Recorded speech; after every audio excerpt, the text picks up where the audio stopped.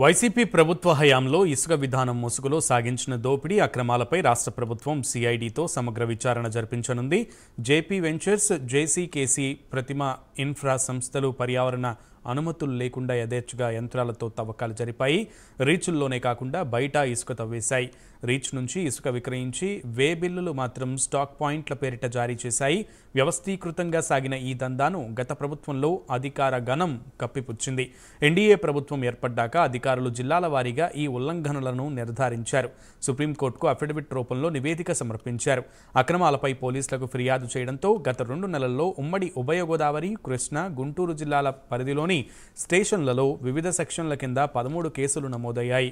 అన్నింటిలోనూ నేర విధానం ఒకే తరహాలో ఉండటం, మనీ లాండరింగ్ వంటి అంశాలు ముడిపడి ఉన్నందున ఈ కేసులన్నింటినీ సిఐడికి అప్పగించాలని ప్రభుత్వం నిర్ణయించింది. ఈ మేరకు గనుల శాఖ వివరాలు సిద్ధం చేసింది.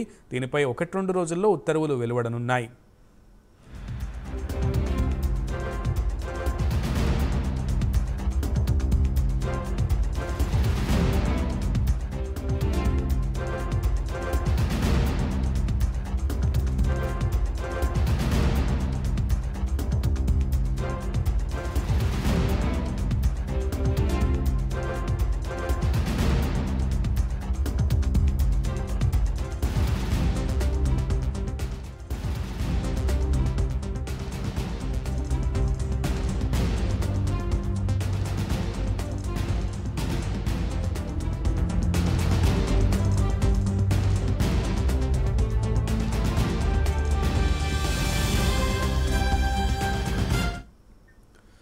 ఇసుక రీచ్లో గత ప్రభుత్వంలో జరిగినటువంటి అవినీతి అక్రమాలను బయటకు తీసే పనిలో ప్రస్తుత ప్రభుత్వం నిమగ్నమైందనే చెప్పాలి. మనీ లాండరింగ్తో ఈ ఇసుక కుంభకోణం ముడిపడినట్లుగా తేల్చుతున్నటువంటి పరిస్థితి ఉంది. సుప్రీంకోర్టుకి క్లియర్గా అఫిడవిట్ కూడా దాఖలు చేశారు అధికారులు. పూర్తి డీటెయిల్స్ మా విశాఖ నుంచి మా ప్రతినిధి నాయుడు అందిస్తారు. నాయుడు,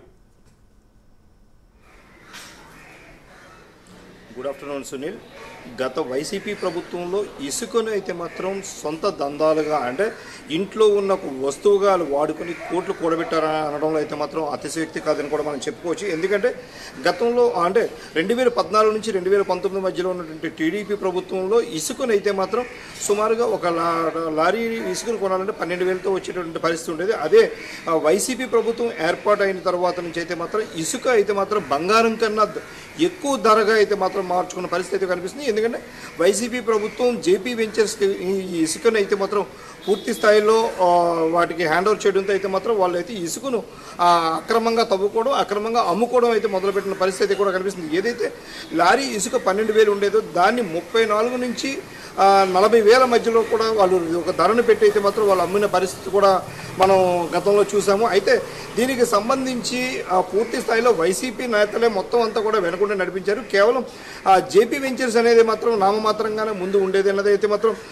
క్లియర్ కట్గా మనకు తెలుస్తున్న పరిస్థితి. ఎందుకంటే విశాఖపట్నం వరకు చూసుకున్నట్టయితే కనుక ఇక్కడ ఎక్కడ కూడా ఎటువంటి ర్యాంపులు లేని పరిస్థితి ఉందో, ఇటు శ్రీకాకుళం నుంచి కానీ లేదంటే ఇటు రాజమండ్రి నుంచి తూర్పుగోదావరి నుంచి వచ్చినటువంటి ఇసుకని ఇక్కడ ఏర్పాటు చేసి ఇక్కడ నుంచి మాత్రమే వీళ్ళు ఇచ్చేసే పరిస్థితి ఉండేది. ఇక్కడ చూసుకున్నట్టయితే కనుక 1 లంకిలపాలెం, 2 ఆరిలోవలు అయితే మాత్రం 2 పూర్తి స్థాయిలో స్టాక్ పాయింట్లు పెట్టి ఇక్కడ నుంచి అయితే మాత్రం ఇసుకను అయితే మాత్రం సరఫరా చేస్తున్న పరిస్థితి అయితే ఉండేది.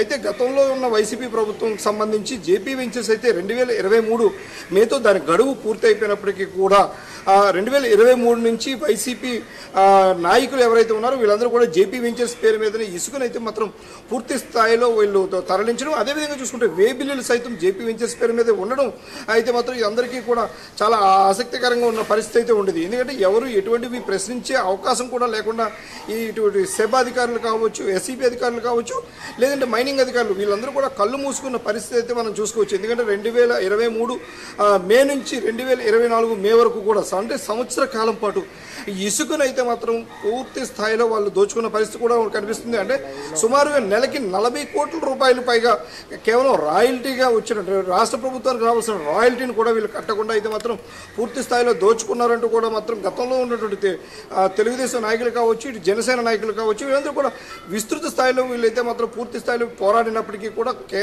రాష్ట్ర ప్రభుత్వం నుంచి అయితే మాత్రం ఎటువంటి కూడా చర్యలు అయితే కూడా కనిపించలేదు. ఎందుకంటే ఇసుక మద్యంపై అయితే మాత్రం అక్రమంగా ఏదైతే చేస్తున్నారో వీటన్నిటిపై అయితే మాత్రం రాష్ట్ర ప్రభుత్వం ఏర్పాటు చేసిన ఎస్సీబీ స్పెషల్ ఎన్ఫోర్స్మెంట్ బ్యూరోస్ సైతం కళ్ళు మూసుకున్న పరిస్థితి కూడా మనం చూస్తూ ఉన్నాం. అంటే గతంలో ఈ ఎస్సీబీ అయితే మాత్రం పూర్తి స్థాయిలో దాడులు చేపట్టి ఇసుక అక్రమ రవాణా చేపట్టినటువంటి అందరిపై కూడా చర్యలు చేపట్టడం కూడా జరిగింది. అదేవిధంగా చూసుకున్నట్టయితే కనుక మైనింగ్ శాఖకు సంబంధించి వెంకటరెడ్డి ఇక్కడైతే పూర్తి స్థాయిలో విశాఖను శాసించారని కూడా చెప్పుకోవచ్చు. ఆయన ఏవైతే మైనింగ్ శాఖలో ఇటువంటి అక్రమాలకు పాల్పడుతున్న వాళ్ళందరిపై కూడా వీళ్ళు పెనాల్టీలు వేయాల్సిన వెంకటరెడ్డి అయితే మాత్రం చూసి చూడనట్టు ఇటు వైసీపీకి పూర్తి అనుకూలంగా ఉన్న వ్యక్తిగా ఉండిపోవడంతో అయితే మాత్రం పూర్తి స్థాయిలో విశాఖను అయితే మాత్రం దోచుకున్న పరిస్థితి కూడా కనిపిస్తుంది. అంటే ఒక ఇసుకనే కాదు, మైనింగ్ శాఖకు సంబంధించి ఇక్కడ విశాఖలో సుమారు 598 కోట్ల రూపాయలకు పైగా పెనాల్టీస్ను సంబంధించి విధించిన పరిస్థితి ఉంది. అయితే వాటన్నిటినీ కూడా ఎన్ఓసీలు గత 4 నెలల కాలంలో అంటే ఎన్నికలకు ముందుగానే వీటన్నిటికీ కూడా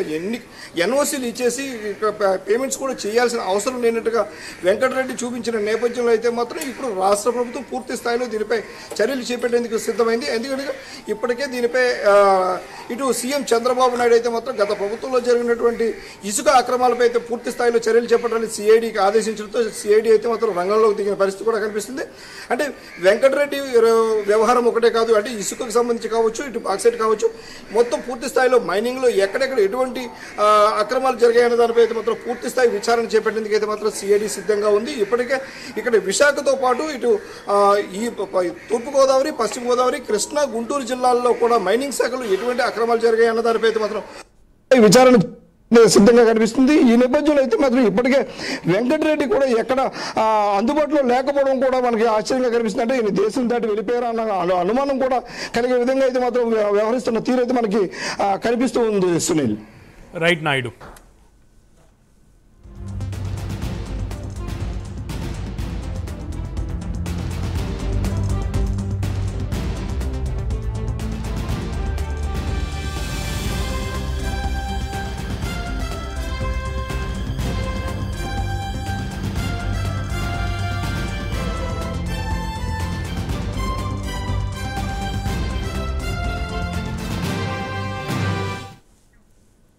ఇక ఉమ్మడి గోదావరి జిల్లాలకు సంబంధించి కూడా ఇదే తరహాలో ఇసుక రీచ్ల్లో అక్రమంగా యథేచ్ఛగా గత ప్రభుత్వంలో ఇసుకని తవ్వేసినటువంటి పరిస్థితి కనబడుతోంది. ఒకేసారి సెక్షన్ల కింద ఒకేసారి ఒకే విధమైనటువంటి కేసులు నమోదవడం కూడా ఇక్కడ ఆశ్చర్యార్థకంగా ఉంది. పూర్తి సమాచారం మా ప్రతినిధి శ్రీరామ్మూర్తి అందిస్తారు. శ్రీరామ్మూర్తి.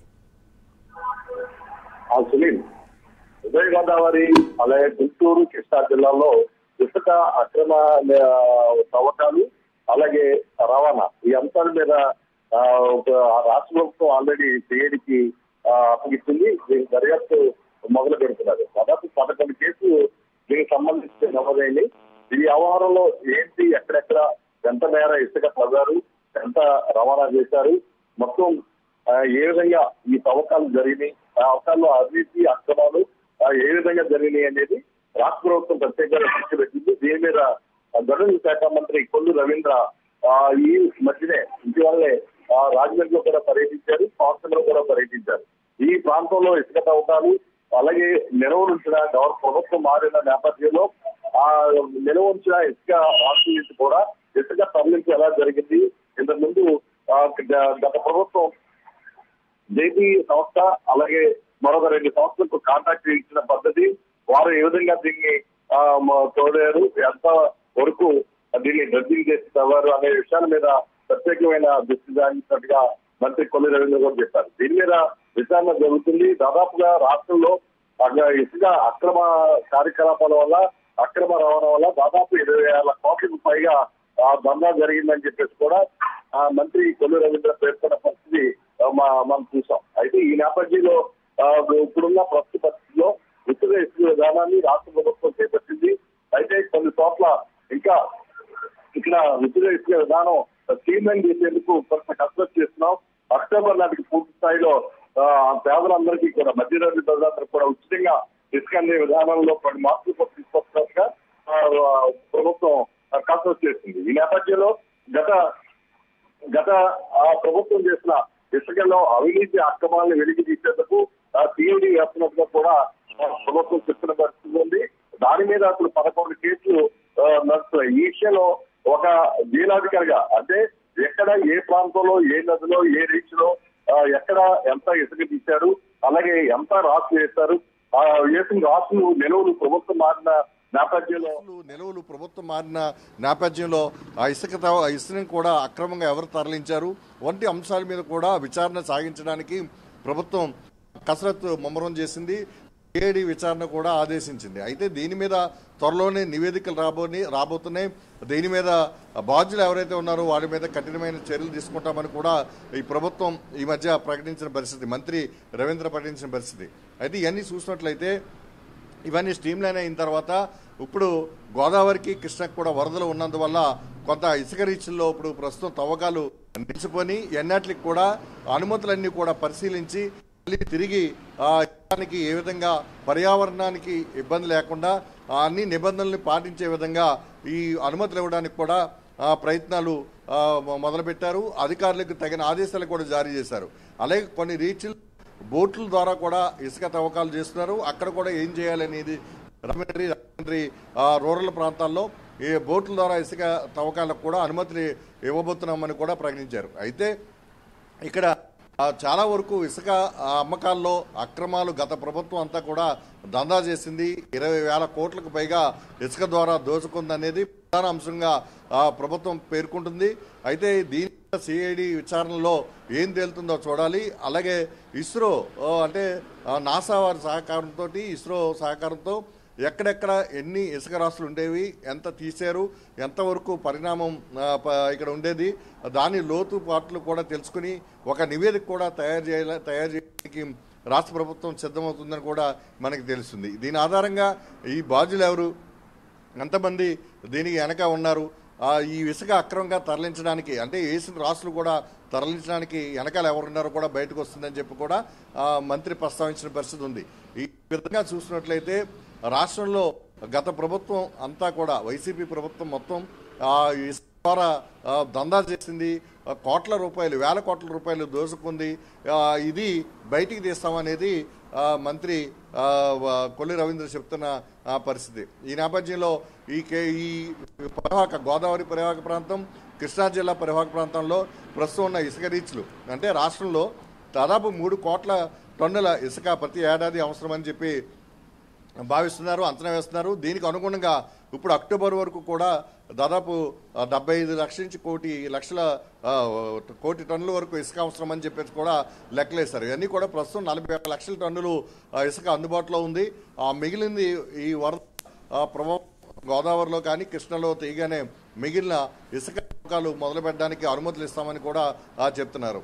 ఏదైనా ఉచిత ఇసుక విధానం ఒక స్ట్రీమ్ లైన్ చేసి అందరికీ కూడా అందేలాగా చర్యలు తీసుకోవడానికి ముందు జరిగిన అక్రమాలను కూడా కంట్రోల్ చేయాల్సి ఉంది. అలాగే ఇప్పుడు ఉచిత ఇసుక విధానంలో కూడా ఎక్కడ అవకతవకలు జరగకుండా సజావుగా దీన్ని కొనసాగించడానికి తగిన చర్యలు తీసుకోవాల్సిన కూడా అవసరం ఉంది. ఈ దిశగా కూడా చాలామంది నిపుణులు కొంతమంది ప్రభుత్వానికి కొన్ని సూచనలు కూడా చేస్తున్నారు. దీంతో ఇసుక విధానంలో ఎలాంటి ఉచిత ఇసుక విధానంలో ఎలాంటి మార్పులు వస్తాయో చూడాలి. అలాగే గత ప్రభుత్వంలో ఎంత అవినీతి జరిగిందనేది విచారణలో తేలాల్సి ఉంది. సునీల్. రైట్ శ్రీరామ్మూర్తి.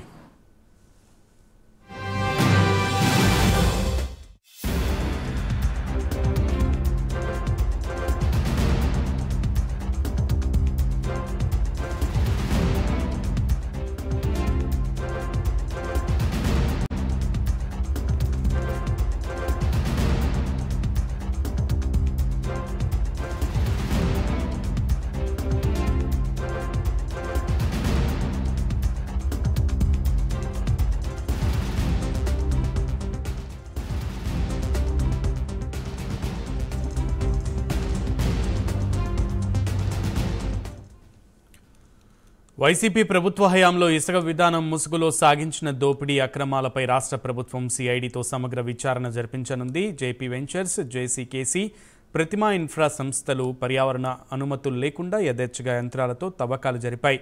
రీచ్ల్లోనే కాకుండా బయట ఇసుక తవ్వేశాయి. రీచ్ నుంచి ఇసుక విక్రయించి వే బిల్లులు మాత్రం స్టాక్ పాయింట్ల పేరిట జారీ చేశాయి. వ్యవస్థీకృతంగా సాగిన ఈ దందాను గత ప్రభుత్వంలో అధికార గణం కప్పిపుచ్చింది. ఎన్డీఏ ప్రభుత్వం ఏర్పడ్డాక అధికారులు జిల్లాల వారీగా ఈ ఉల్లంఘనలను నిర్ధారించారు.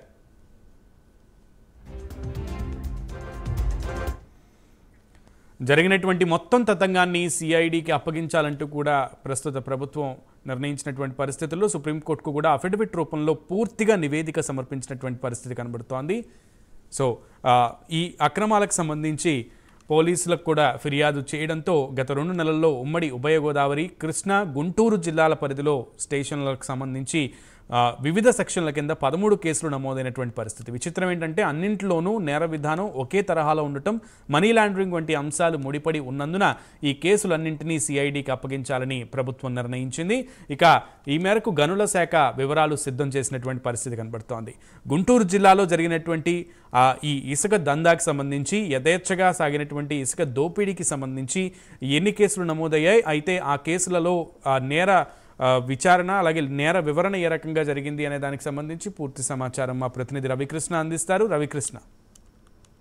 సునీల్, ఏదైతే గత ప్రభుత్వంలో ఇసుక పాలసీ ఏదైతే ఉందో అది పూర్తిగా కూడా ఒక ఆదాయ వనరుగానే గత ప్రభుత్వం చూసినటువంటి పరిస్థితి అయితే ఉంది. ఈ నేపథ్యంలోనే ఎన్డీఏ కూటమి అధికారంలోకి వచ్చిన తర్వాత గతంలో జరిగినటువంటి ఇసుక సంబంధించినటువంటి కుంభకోణం ఏదైతే ఉందో దాని మీద కూడా ప్రత్యేకంగా కూడా దృష్టి పెట్టిన పరిస్థితి కనపడుతుంది.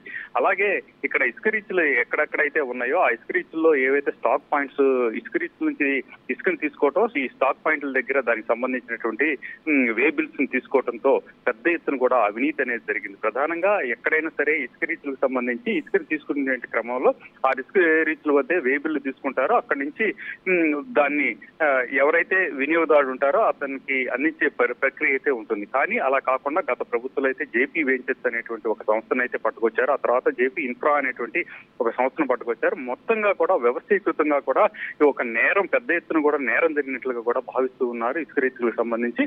ఇక్కడ ఏదైతే జేపీ వెంచర్స్ ఉన్నాయో జేపీ వెంచర్స్ సంబంధించిన సంస్థ ఏదైతే ఉందో ఆ సంస్థ అయితే మాత్రం పూర్తిగా కూడా ఇక్కడ గుంటూరు జిల్లాలో ఉన్నటువంటి కొలకలూరు ప్రాంతం, అదే విధంగా కూడా అమరావతి ప్రాంతంలో ఉన్నటువంటి కృష్ణా నదిలో పరివాహక ప్రాంతంలో ఉన్నటువంటి ఇసుక రీచ్లు ఏవైతే ఉన్నాయో ఆ ఇసుక రీచ్ల్లో మాత్రం పెద్ద ఎత్తున కూడా ఇసుకని త్రవ్వకాలు చేయటం, అక్కడ ఇసుకని విక్రయించకుండా అక్కడి నుంచి తరలించి ఒక స్టాక్ పాయింట్లని కేటాయించడం, ఆ స్టాక్ పాయింట్ల దగ్గర వీటిని మొత్తాన్ని డంప్ చేయటం, డంప్ చేసి అక్కడి నుంచి ఇక్కడ ఎవరైతే వినియోగదారులు ఉంటారో వాళ్ళకి విపరీతమైన ధరలకు అందించినటువంటి ప్రక్రియ. ఈ నేపథ్యంలోనే ఇసుక అనుకున్న పరిస్థితుల్లో అందకపోవడంతో కూడా అక్కడ భవన నిర్మాణ రంగం కుదేలైనటువంటి పరిస్థితి. అలాగే ఎవరైతే ఈ భవన నిర్మాణం మీద ఆధారపడినటువంటి వీళ్ళు ఉన్నారో కార్మికులు ఉన్నారో వాళ్ళందరూ కూడా కొంతమంది అయితే ఆత్మహత్యలు చేసుకున్నారు, పస్తులతో ఉన్నటువంటి పరిస్థితి ఏర్పడింది. అటువంటి సందర్భంలోనే పెద్ద ఎత్తున కూడా గతంలోనే ఉద్యమించడం జరిగింది. ఇప్పుడు ఎప్పుడైతే ఎన్డీఏ కూటమికి సంబంధించి టీడీపీ అధికారంలోకి వచ్చిందో గత ప్రభుత్వం ఏర్పాటు చేసినటువంటి ఇసుక విధానం ఏదైతే ఉందో దాని మీద పూర్తి స్థాయిలో కూడా నిగ్గు తేల్చాలని ప్రయత్నిస్తుంది. ఈ నేపథ్యంలోనే సిఐడికి ఎంక్వైరీకి అయితే మాత్రం ఇప్పుడు ప్రెజెంట్ అయితే సిఐడి ఎంక్వైరీ కొనసాగుతుంది. ఇప్పటికే గుంటూరు జిల్లాకి సంబంధించి మొత్తంగా కూడా 4 చోట్ల ఈ స్టాక్ పాయింట్స్ ఏవైతే ఉన్నాయో అక్కడికి సంబంధించి కేసులు నమోదైనట్లుగా కూడా తెలుస్తుంది. ప్రధానంగా కూడా ఇక్కడ అమరావతికి సంబంధించి అమరావతి పరివాహక ప్రాంతంలో పెద్ద ఎత్తున కూడా ఇసుక రీచ్లు ఉన్నాయి. ఆ ఇసుక రీచ్లకు సంబంధించి గతంలో జేపీ వెంచర్స్, జేపీ ఇన్ఫ్రా అనేటువంటి సంస్థలు పెద్ద ఎత్తున కూడా అక్కడ ఇసుకని తీసుకోవడం, ఆ ఇసుకని తరలించిన ఇసుకని అక్కడి నుంచి ప్రధానంగా కూడా గుంటూరుకి నుంచి అక్కడ నల్గొండ అంటే తెలంగాణకి పంపించడం చాలా ఈజీగా ఉన్నటువంటి నేపథ్యంలో ఇక్కడ నుంచి ఆ ఇసుకని అక్కడికి తరలించి తెలంగాణకి పంపించడం జరిగింది అనేటువంటి ఒక ఆరోపణలు అయితే ఉన్నటువంటి నేపథ్యంలో వాటి మీద పూర్తిగా కూడా ప్రభుత్వం దృష్టి సారించింది. అదేవిధంగా కూడా సిఐడి అధికారులకు ఆదేశాలు ఇచ్చిన మీదట వాళ్ళు కూడా ఇప్పుడు ప్రతి దాంట్లో కూడా అంటే గతంలో ఏదైతే ఈ ఇసుక సంబంధించినటువంటి ఈ జరిగినటువంటి విధానాలు ఏవైతే ఉన్నాయో వాటి మీద కూడా వాళ్ళు పూర్తి స్థాయిలో కూడా ఎంక్వైరీ చేస్తున్నారు. ఇప్పటికే అన్ని చోట్ల నుంచి కూడా రీచ్లకు సంబంధించినటువంటి వివరాలను అయితే తెప్పించుకోవడం జరిగింది. వీటిని సరిపోల్చి ఎక్కడ పెద్ద ఎత్తున కూడా అక్రమాలు జరిగినాయి అనే దాని మీద కూడా వాళ్ళు ఒక నిర్ధారణకు వచ్చేటువంటి పరిస్థితి అయితే ప్రస్తుతం కనపడింది. ఈ నేపథ్యంలోనే గతంలో ఇసుకలకు సంబంధించి ఎవరైతే అక్రమాలు చేశారో వాళ్ళందరికీ కూడా ఒక భయం అయితే మాత్రం నెలకొంది. వాళ్ళైతే మాత్రం రాష్ట్రం నుంచి పక్క తప్పుకుని వెళ్ళిపోయేటువంటి క్రమంలో అయితే కనపడుతుంది. ఏది ఏమైనప్పటికీ కూడా గతంలో జరిగినటువంటి అవినీతికి సంబంధించిన ఇసుక సంబంధించి అవినీతి జరిగినటువంటి క్రమంలో ఆ అవినీతికి సంబంధించిన అంశాల్లో ఆఖరికి గ్రీన్ ట్రిబ్యునల్ లో కూడా కేసు వేసినటువంటి క్రమంలో ఈ జేపీ వెంచర్స్ కి 100 కోట్ల పైగా కూడా జరిమానా విధించినటువంటి పరిస్థితి అయినప్పటికీ కూడా ఆ జేపీ వెంచర్స్ సంస్థ ఇంత మటుకి కూడా ఆ జరిమానాన్ని కూడా చెల్లించలేదు.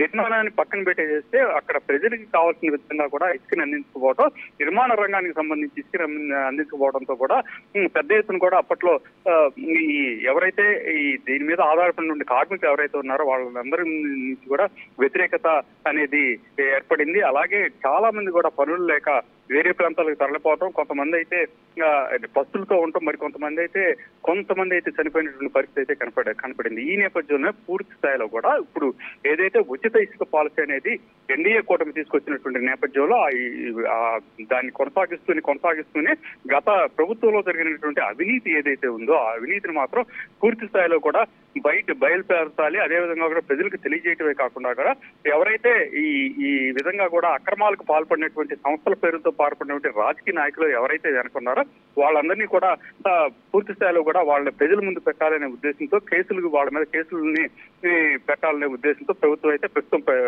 పరిశీలిస్తుంది. ఈ నేపథ్యంలోనే ప్రెజెంట్ సిఐడి మాత్రం దీనికి సంబంధించి ఇసుక రీచ్లకు సంబంధించిన అంశాల మీద మాత్రం పూర్తిగా కూడా దృష్టి పెట్టినట్టు కూడా తెలుస్తుంది. Right Ravikrishna, thank you. Right Ravikrishna.